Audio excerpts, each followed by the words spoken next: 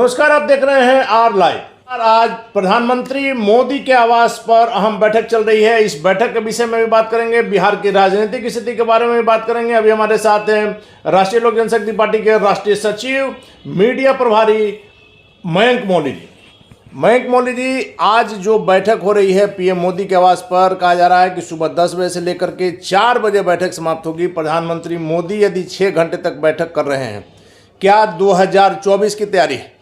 देखिए, देश के यशस्वी प्रधानमंत्री जी का कार्यशैली क्या है ये पूरा देश जानता है। वो अक्सर मतलब कहिए कि अपने मैराथन कार्यों के लिए और मैराथन बैठक के लिए जाने जाते हैं। तो देश, ठीक है, आपका कहना सही है कि अब देश चुनावी मोड में भी आ रहा है, तो सरकार जो होता है अब बचे खुचे कामों की समीक्षा हो। हालांकि पिछले 9 वर्षों में काम जितना हुआ है वो तो खैर सबने किसी से छुपा हुआ नहीं है, विश्व के पटल पे है। मगर जो भी काम अभी बच गए हैं विकास के कार्य, उनको तेजी प्रदान करने के लिए, उनको गति प्रदान करने के लिए आज जो, जैसा आपने भी कहा कि आज मैराथन बैठक चल रही है, वो भी संडे के दिन चल रही है, तो इससे एक अच्छे परिप्रेक्ष्य में लेना चाहिए। ये इसमें कोई बुराई नहीं है और ये देश के समग्र विकास के लिए एक ठोस पहल है। मयंक जी, कहा जा रहा है कि 4 मंत्रालयों को छोड़ करके, रक्षा है, वित्त है, पर्यटन है और विदेश मंत्रालय को छोड़ करके सभी मंत्रालयों की, इन 4 को छोड़ करके सभी मंत्रालयों में 50% में फेरबदल हो सकता है। अब देखिए, वो तो प्रधानमंत्री जी का विशेषाधिकार है। प्रधानमंत्री जी मंत्रिमंडल में फेरबदल करते हैं या नहीं करते हैं, कोई किसी को नवाजा जाता है उनके अच्छे कार्यों के लिए, तो ये तो पूरी तरीके से माननीय प्रधानमंत्री जी का विशेषाधिकार है। यस, रिपोर्टिंग होती है, कार्यों की समीक्षा होती है, होना भी चाहिए। एक स्वस्थ लोकतंत्र में और एक प्रजातांत्रिक देश में कौन क्या विकास के कार्यों में क्या गति दे रहा है, किसका क्या योगदान है, उसकी समीक्षा होती रहनी चाहिए। ये पूर्ववर्ती सरकारों वाला जो हिसाब किताब होता था कि गठबंधन दल के हिस्सा हैं और कौन किसकी सत्ता में जितनी भागीदारी है, उस हिसाब से वो, जिसको राजनीति में पौवा शब्द कहते हैं, कि वो पौवा है तो हम पे कोई आँच नहीं आ सकती है। हम कहिए कि शुक्रमंद हैं कि इस सरकार में वैसा कुछ नहीं है। नाम से मतलब नहीं रखता है, आप काम क्या करते हैं उस पर डिपेंड करता है। तो इसकी तो मैं प्रशंसा करता हूं कि हाँ, ऐसा होना भी चाहिए, हो रहा है तो अच्छी बात है।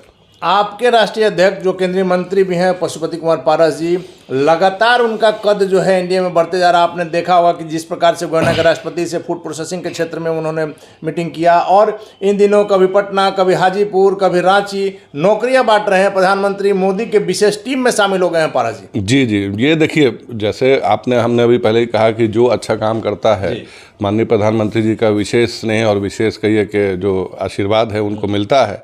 हमारे मंत्री जी और हमारे राष्ट्रीय अध्यक्ष आदरणीय श्री पशुपति कुमार पारस जी जब से मंत्रिमंडल में शामिल हुए हैं, एक जो कहिए कि अपने मंत्रिमंडल के साथियों के, युवा साथियों से भी ज़्यादा ऊर्जावान तरीके से वो जिस कदर काम कर रहे हैं और जिस शिद्दत और जिस ईमानदारी और लगन के साथ कर रहे हैं, उसकी प्रधानमंत्री जी ने भी उसकी कहिए कि प्रशंसा की है और उन्हें अपने कहिए कि कोर टीम का हिस्सा बनाते हुए कई बहुमूल्य जगह पे, जहाँ पे अपने आपको प्रतिनिधित्व करने की ज़रूरत हो, जैसे अभी रांची में नौकरी बांटने वाली बात हो गई हो, चाहे भारत की तरफ से संधि करने वाला जो प्रस्ताव था गयाना के राष्ट्रपति जी से, और भी विभिन्न मुद्दों में जिसमें भी कहिए कि ज़रूरत थी, तो माननीय प्रधानमंत्री जी ने हमारे नेता पे अटूट विश्वास दिखाया है, जिसके लिए कि उनका बहुत बहुत आभार। ये बीच में जो भ्रामक खबरें चल रही थी कि इनको रिप्लेस किया जा सकता है, वैसे में प्रधानमंत्री मोदी की और नजदीक जाते दिख रहे हैं पशुपति पारस। ये स्वतः जवाब मिल गया है कि प्रधानमंत्री मोदी जी का विश्वास जो है वो किस कदर विरोधियों का मुंह बंद हो गया। विरोधियों का मुंह बंद हो गया। देखिए, हम हो, चाहे हमारे नेता हो, हमारा दल है, चाहे माननीय प्रधानमंत्री जी हो,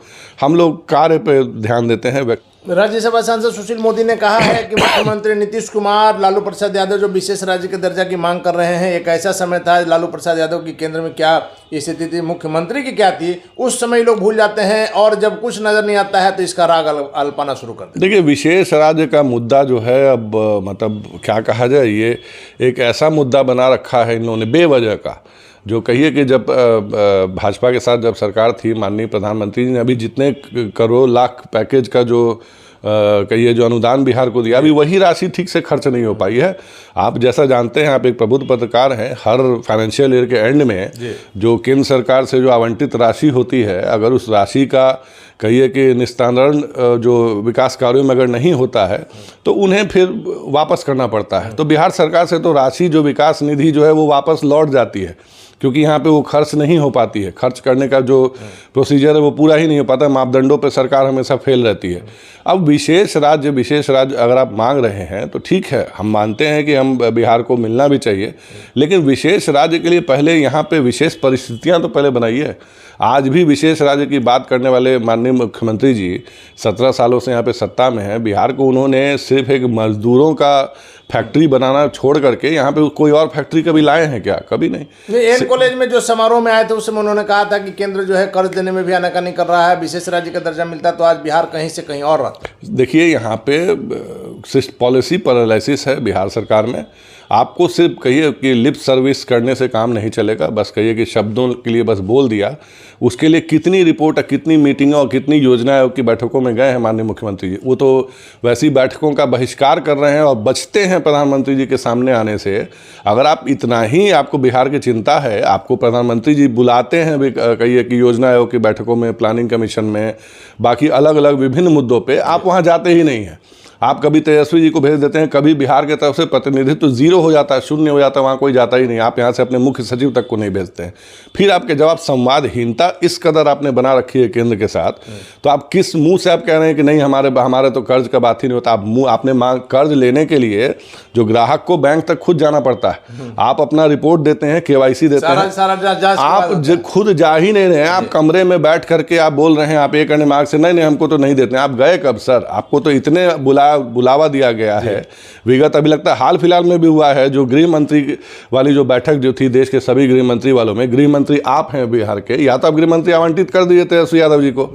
आप तेजस्वी यादव जी को भेज देते हैं, जो कि गृह मंत्रालय नहीं देख रहे हैं। पिछले 17 साल से गृह मंत्री भी आप ही हैं। आप तो ना योजना आयोग की बैठक में बैठते हैं, ना आप ह्यूमन रिसोर्स वाले बैठक में, किसी भी बैठक में नहीं बैठते हैं आप बाकायदा, ना इसमें क्या बोलते हैं आपको, वित्त विभाग की किसी बैठक में बैठते हैं। इवन गृह मंत्रालय पे आप अपने तरफ से प्रतिनिधित्व करके तेजस्वी यादव जी के बैठ देते हैं। तो ये जो विमुखता का जो दौर है, ये बचना चाहिए मुख्यमंत्री जी पर ही एक और सवाल है कि जिस प्रकार से उपेंद्र कुशवाहा ने, आपने देखा 2 दिन पहले जिस प्रकार से PC में जो बोला, हालांकि उपेंद्र कुशवाहा अभी बने हुए हैं, दल में रहकर जो विद्रोह कर रहे हैं, किराएदार है कि मकान मालिक? देखिए, किस चीज की लड़ाई है, किस हक की बात हो रही है? देखिए, आज से ठीक 3 साल पहले, अभी मैं कल एक पोस्ट देख रहा था, ठीक 3 साल पहले 2020 में कल ही के दिन उन्होंने यही सेम डायलॉग दिया था PK के लिए। तो उन्होंने वही कहा था कि अगर उनको जाना है तो चले जाएं, हमको कोई दिक्कत नहीं है। उस समय PK के लिए था, इस बार UK के लिए है। इस बार UK के उन्होंने कह दिया हमें चले जाएं। तो ये जो 26 जनवरी से बसंत पंचमी के बीच का दौर है, उस दौर में पता नहीं कुछ क्या खगोलीय, लेकिन उपेंद्र कुशवाहा ने जो कहा कि ऐसे ही बड़े भाई के कहने से अगर छोटा भाई चला जाए। अब देखिए, PK एक राजनीतिक सलाहकार थे, लेकिन उपेंद्र कुशवाहा जी राजनीतिज्ञ हैं, मझे हुए राजनीतिज्ञ हैं, लव कुश समाज का अच्छा प्रतिनिधित्व है उनके पास।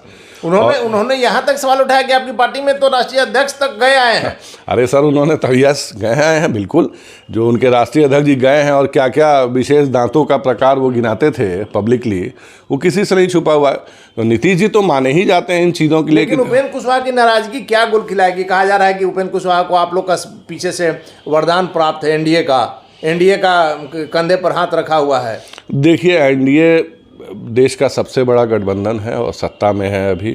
ठीक है, उपेंद्र कुशवाहा जी कभी हमारा हिस्सा थे। अब किन परिस्थितियों में या किन के बरगलाने पर उन्होंने 2019 में अपनी बसी बसाई राजनीतिक जीवन में कहिए कि माचिस लगा करके वो इस्तीफा देकर मंत्री पद छोड़ के, उनको पता नहीं किसने क्या सिखा दिया। हमारे माननीय प्रधानमंत्री जी ने तो उन पर विश्वास जता करके उनके शिक्षा मंत्रालय दे रखा था उनको।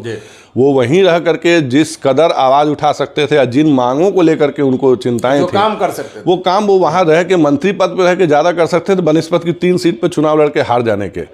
तो अब देखिए, अब वो जहाँ गए हैं, हम लोग हमेशा से कहते आए हैं कि जदयू में सत्ता का त्रिकोणीय मुकाबला आज से नहीं चल रहा है, पिछले कई दिनों से चल रहा है। तो अभी त्रिकोणीय मुकाबले। आपके राष्ट्रीय अध्यक्ष केंद्रीय मंत्री पशुपति कुमार पारस जी ने भी कल कहा कि महागठबंधन अब कुछ दिनों की सरकार है। उन्होंने तो डेडलाइन आपको दे ही रखी है कि होली तक, देखिए होली तक इस सरकार का होलिका दहन हो जाएगा, इस महागठबंधन की सरकार का। एक और मुख्यमंत्री पर ही सवाल है मयंक जी, कल आपके जो संस्थापक रहे हैं स्वर्गीय रामविलास पासवान के गांव अलौली खगड़िया, जो उनका गृह क्षेत्र रहा है, वहां गए थे मुख्यमंत्री। वहां उन्होंने साफ तौर पर कहा, वहां के जो विधायक हैं संजीव कुमार, उनके पिता जो पूर्व मंत्री परिवहन मंत्री थे आर्यन सिंह, उनको कहा कि आप इनसे पूछिए कि पहले क्या था अलौली में, खगड़िया में लोग नाव से आते जाते थे। यहाँ तक कि स्वर्गीय रामविलास पासवान का जो गांव है, उस गांव में नाव से लोग आते थे। उस गांव में सड़क, उनके घर तक सड़क हमने बनवाई और हम ही बनवा रहे हैं। कोरोना के कारण थोड़ा देरी हुआ, नहीं तो जो भी काम हुआ है हमने किया है। देखिए, इसी में मुख्यमंत्री जी का जवाब जो आप पूछ रहे हैं, इसी में छुपा हुआ है। प्रदेश में सरकार किसकी है? आपकी है। वो किस जगह आता है? वो क्या यूरोप में आता है या यूके में अलौली आता है? आप ही के अंतर्गत आता है। सोचिए कितने शर्म की बात है कि हमारे संस्थापक स्वर्गीय श्री रामविलास पासवान जी जब 60 के दशक में या 50 के दशक में जब नदी पार करके जब जाते थे पढ़ाई करने के लिए, वो परिस्थितियां वो बता रहे हैं, खुद मुख्यमंत्री जी बता रहे हैं कि विगत 2000 ईस्वी तक भी रही हैं। और वो खुद बता रहे हैं कि 2000 समय लालू जी की सरकार हुआ करती, उनकी सरकार थी। इनके तो आदत है कि अपना चीज़ दूसरे पे टालना। क्या होता था जान लीजिए, पूछ लो अपने माँ बाप से, सबसे कुछ नहीं होता है। अभी ये खुद बोल रहे हैं कि कोरोना आ गया, नहीं तो हम रोड और बनवा देते। मतलब सोचिए, हमारे नेता रहे 40-45 साल का उनका राजनीतिक जीवन रहा, उनका कहिए कि देवासान हुआ, वो चले गए हैं, उसके बाद भी अभी भी वहाँ सड़क बन ही रही है। ये है विकास की रफ्तार। घोंघा भी कहिए कि इनके आगे अगर रेस में लगा दीजिए विकास की रफ्तार में, तो घोंघा फर्स्ट कर जाएगा इनसे। मैं ये कह रहा हूँ कि माननीय मुख्यमंत्री जी जैसे अब देखिए, आज हम लोग जी रहे हैं साल 2023 में। दुनिया और देश जो है आज तरक्की में किस मुकाम को हासिल कर चुका है। हम बिहारी लोग किस मुद्दे पे बात करते हैं? सड़क दे दिए, पानी दे दिए, साइकिल दे दिए, किताब दे दिए, बिजली सब जगह है। अब बिजली दे दिए। अरे सर, ये मूलभूत आवश्यकताएं हैं। 2023 तो पहले हो जाना चाहिए। 2023 में भी हम बिजली, पानी, सड़क को ही अगर विकास का पैमाना मानेंगे तो हम जीवन में केवल बस यहाँ से मजदूर ही उत्पादन करते रह जाएंगे और कुछ नहीं कर सकते। आपका कहना है कि स्वर्गीय पासवान के लिए पूरा देश था, इसलिए उन्होंने अपने गाँव घर पर ध्यान नहीं दिया? नहीं, बिल्कुल नालंदा को सिर्फ मान के चलते हैं। हमारे नेता ने वहां पे जो उस जगह, जब देखिए हाजीपुर उनके संसदीय क्षेत्र को उनके नाम से जाना जाता है, वहां उन्होंने विकास किया। वहां तो वो पैदा हुए, आप खुद वहां गए हैं, उसमें जाकर के आपने देखा है कि आसपास का कितने लोग हैं वहाँ पे जो कहिए कि मतलब उनको देवता की तरह पूछते हैं। सब परिवारों के लिए कुछ ना कुछ जो भी हो सकता है, रोजगार के साधन हो या जो हो, उपलब्ध करा करके उन्होंने मुझे अनगिनत लोग हैं, मतलब कहिए गिनती के लोग नहीं है, जिनके परिवार का उद्धार कहिए कि हमारे स्वर्गीय संस्थापक आदरणीय मोबाइल उन्हीं की देन है। मोबाइल उन्हीं की देन है। अभी जो अनाज जो चल रहा है, जो 80 करोड़ लोगों को जो अनाज मिल रहा है, जो अभी तक मिल रहा है, वो किसकी देन है? वो योजना उनकी one nation one ration card किसकी योजना थी? से पहले उन्होंने बहुत, अरे सर, आप गुजरने के बाद देखिए, जेपी के निधन के बाद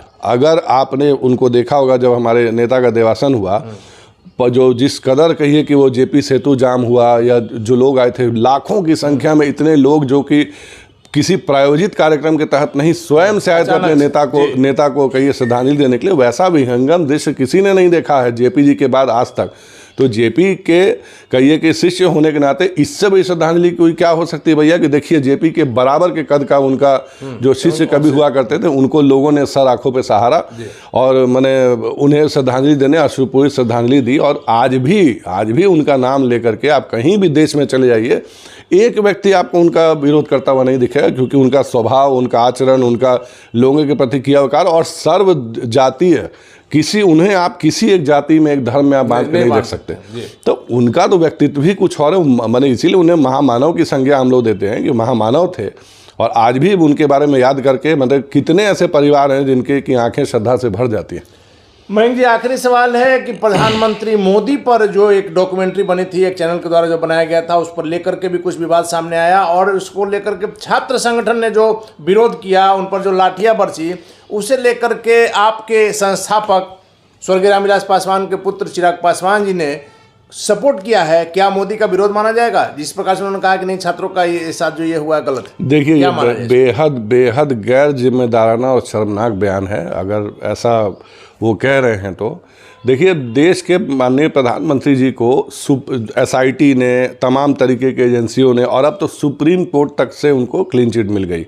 2025 में चुनाव है, टुकड़े टुकड़े गैंग और देश विरोधी ताकतें जो हैं वो कहिए कि प्रबल हावी हो रही हैं कि कैसे भी करके एक प्रोपेगेंडा फैला दिया जाए। और विशेषकर जब से माननीय प्रधानमंत्री जी ने अपने कैडर को, सरकार को और गठबंधन के दलों को जब से निर्देशित किया है कि देश के पासमानदा मुसलमानों की फिक्र कीजिए, उनसे जाइए, मिलिए, और ये मुलाकात राजनीतिक नहीं होनी चाहिए और सबको साथ लेके चलने का जब से वादा किया है, तो इन देश विरोधी ताकतों के पेट में हो रखा है दर्द। अब ये प्रायोजित जो जिस केस में एक्विटल हो चुका है, जिस केस में कहिए कि उनको बाइज्जत बरी किया गया है और सारी याचिकाएं हमेशा के लिए खारिज कर दी गई हैं, वैसे पे एक विदेशी प्रोपेगेंडा के तहत, जैसे उसके पीछे बीबीसी कोई भगवान थोड़ी हो गया। बीबीसी जो है वो एक देश का एक न्यूज़ एजेंसी है, जैसे हमारे यहाँ की एक एजेंसी है। तो बीबीसी को कहिए कि आधार बना करके जो लोग नाच रहे हैं, जो लोग कहिए कि प्रोपेगेंडा फैला रहे हैं, देश का सौहार्द बिगाड़ रहे हैं, बीबीसी के पेट में दर्द क्यों नहीं होगा? आज भारत ने आर्थिक शक्ति के रूप में यूके को पीछे पछाड़ दिया है, उनके देश को पीछे कर दिया, जिनके कभी हम गुलाम थे, उपनिवेश थे उनके, तो कहिए हम नहीं 100 देश उसमें थे। तो आज हम लोग आर्थिक रूप से कहिए कि यूके से आगे हो चुके हैं, उनको दर्द है इस बात का। और मोदी जी के प्रति तो एक हमेशा से कहिए कि एक बाइपोलर एक्टिविटीज़ तो होती नहीं है भैया, एक हेटरेट जो है उनके लिए वो तो इन देश विरोधी ताकतों में है ही। दुख की बात ये है कि अगर इनका बयान चिराग जी का, जिनके बारे में बात कर रहे हैं, अगर ठीक है आप देश विरोधी ताकतों में आपने कहा कि हाँ भैया प्रधानमंत्री जी के बारे में अगर उस पर बात सरकार ने मना कर दिया है तो इस पर मैं तो बात नहीं करना चाहूँगा, मगर मैं छात्रों के साथ हूँ। तो सर ये दोहरी नीति कैसे हो सकती है? लेकिन मोदी जी के हनुमान माने जाते हैं चिराग पासवान, हर संकट में चिराग पासवान साथ में खड़े रहे। वैसे में इन बातों को नहीं लगता है कुछ घुमा फिरा कर नहीं, आपको नहीं लगता है कि अगर आप मोदी जी के हनुमान आप उनको कह रहे हैं तो आप संकट में लाने का काम कर रहे हैं अपने नेता के लिए, अपने प्रधानमंत्री के लिए, या उस गठबंधन के शीर्ष नेता के लिए जिस गठबंधन का आप आगे चल के अपने आप को मंत्रिमंडल में सदस्य देखना चाहते हैं, आपका समर्थक उसके लिए दिन रात प्रार्थना कर रहे हैं। एक तरफ तो आप कह रहे हैं कि नहीं हम सरकार के निर्णय के साथ हैं, लाइन वहीं स्टॉप हो जानी चाहिए। चलिए ये ऐड ऑन करके कि नहीं मैं उन छात्रों के साथ हूं, मुझे उन छात्रों की परवाह है, उनके साथ व्यवहार गलत हो रहा है, मतलब कि आप उनके साथ खड़े हैं। और खड़े के वो छात्र कैसे हो सकते हैं? शर्जील इमाम जो उपद्रवी है जी, नहीं, शर्जील इमाम उसी गैंग का छात्र था, आज कानून ने उसको अंदर कर रखा है। कन्हैया कुमार वहीं आज तक वो छात्र माने गए थे। एक और उनके एक साथी थे जिनका नाम भूल गया, वो आज तक देश में ये देश विरोधी ताकतें जो थी जेएनयू, उन्हीं के कुछ और जो बचे खुचे जो कहिए कि उनके जो लाल सलाम ब्रिगेड के जो लोग हैं या जो भी देश को तोड़ने वाले लोग हैं, उनके समर्थन में अगर आप ये कहते हैं कि नहीं उनके साथ बुरा हो रहा है और मैं इसके लिए आवाज़ उठाऊंगा, तो स्थिति स्पष्ट है कि आपकी विचारधारा और आपकी श्रद्धा जो है वो देश में के प्रधानमंत्री के लिए नहीं है, बाकायदा उन लोगों के लिए आपका दिल धड़कता है। इसलिए इन चीज़ों पे अगर ये बयान अनायास निकल गया है, मैं नहीं कह रहा हूं कि उन्होंने जानबूझ के दिया या क्या, हो सकता है अनायास निकला हो, तो उन्हें चीज़ों को स्पष्ट कर देना चाहिए, क्योंकि इससे संदेश गलत जाता है।